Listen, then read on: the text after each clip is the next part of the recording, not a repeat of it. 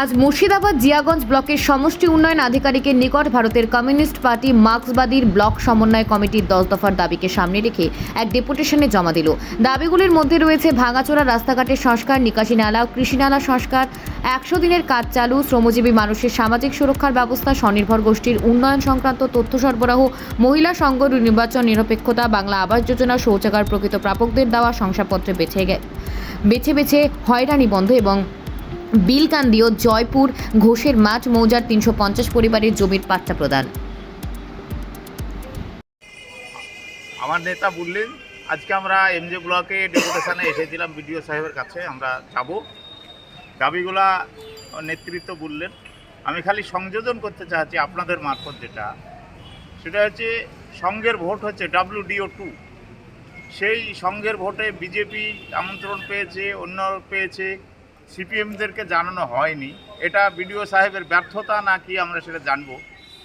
সংঘের নাম করে লক্ষ লক্ষ টাকা দুর্নীতি হচ্ছে, কয়েকজন মহিলাকে সামনে রেখে একটা বড় অঙ্কের টাকা দুর্নীতি হচ্ছে। আমরা পঞ্চায়েত এলাকায় বাস করি, আমরা সেটা দেখতে পাচ্ছি। দ্বিতীয় হচ্ছে, আপনারা জানবেন ICDS সেন্টারগুলোতে সবজি করার নাম করে 10,000 টাকা করে একটা বিল হয়েছে। দুটো লাউয়ের গাছ লাগানো হয়েছে আর 4 মিটার আপনার পলিথিন লাগানো হয়েছে, বিল উঠে গেছে।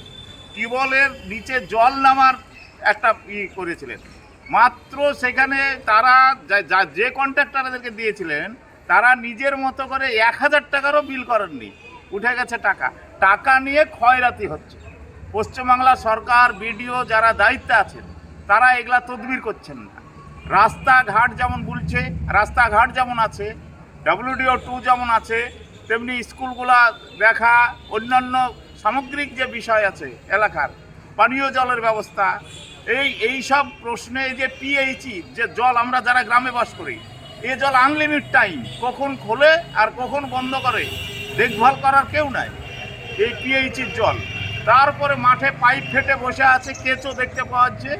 সেই জল, যে জল মানুষে খায়, বিডিও সাহেব সবার উপরে আছেন, তিনি যদি এগুলা তদবির না করেন সাধারণ মানুষ কাকে কথাগুলো বলবেন? এটাই হচ্ছে আমাদের বিডিও সাহেবকে বলা। আপনার নাম?